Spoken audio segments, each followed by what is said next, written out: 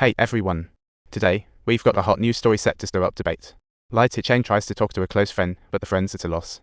Soon, politicians start gathering. The Prime Minister just dropped a bombshell. South Korean President Park Chung-hee has been assassinated today. An emergency military meeting will soon start. Per the Constitution, Security Commander Chun Doo-hwan is in charge of the assassination investigation. The assassin, the head of the Central Intelligence Agency, Kim Dong-kai, is quickly caught by Chun Doo-hwan. All he leaves behind is a cryptic statement: the assassination won't alter the world's course. Catching the ringleader doesn't end the probe. Chun Doo-hwan summoned ministers that afternoon for individual reports. The ministers are quaking in their boots.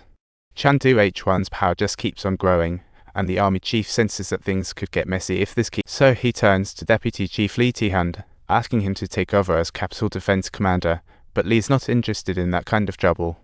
He's used to the front lines and has zero interest in the complex military-political scene in the capital. The chief sees this and thinks, perfect.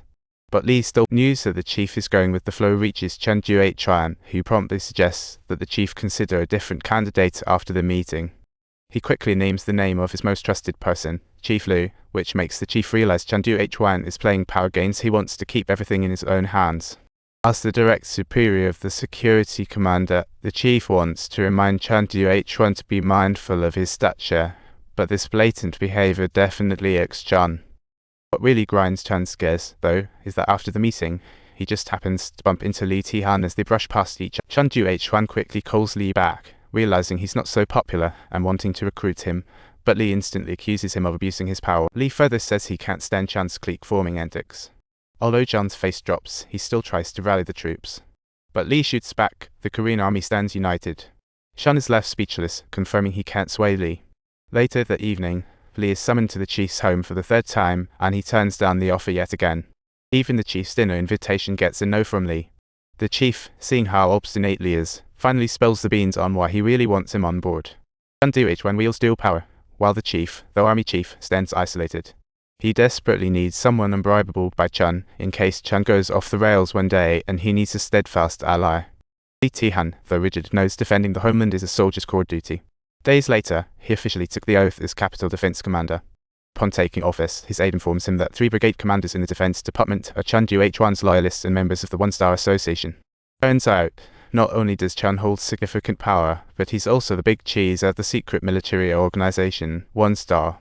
This group is filled with alumni of the Army Officer Academy, and after years of growth, many of its members are high-ranking officers.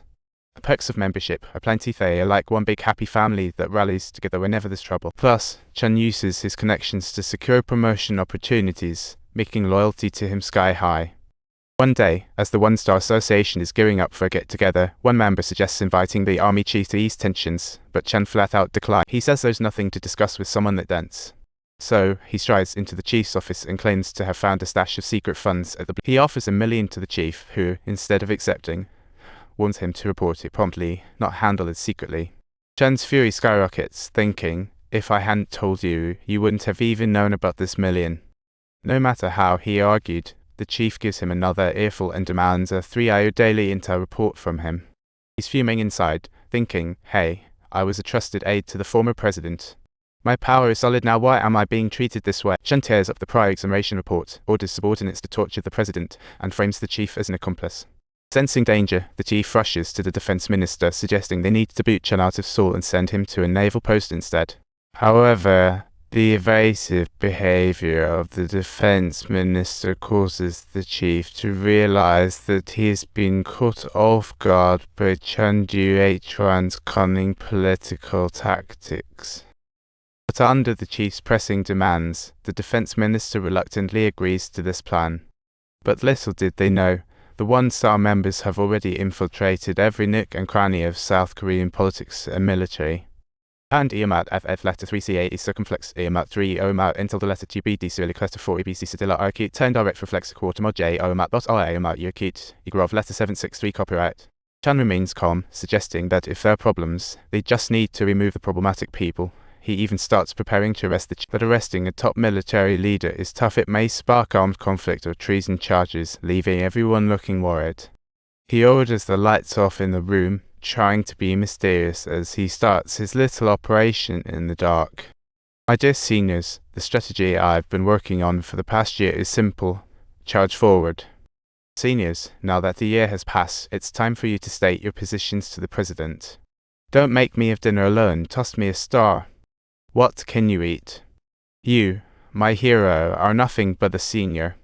He doesn't want to hog all the glory, he wants everyone to believe one thing. His words resonate deeply with everyone present, and they are moved by Chen Duhuan's promises, setting the date for an uprising on December 12, 2 days later.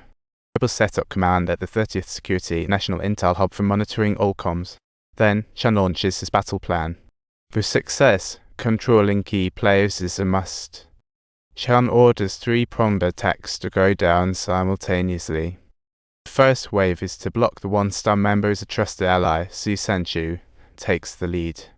Using the excuse of reporting on the investigation's progress, he heads straight to the chief's residence, asking for cooperation in the assassination case.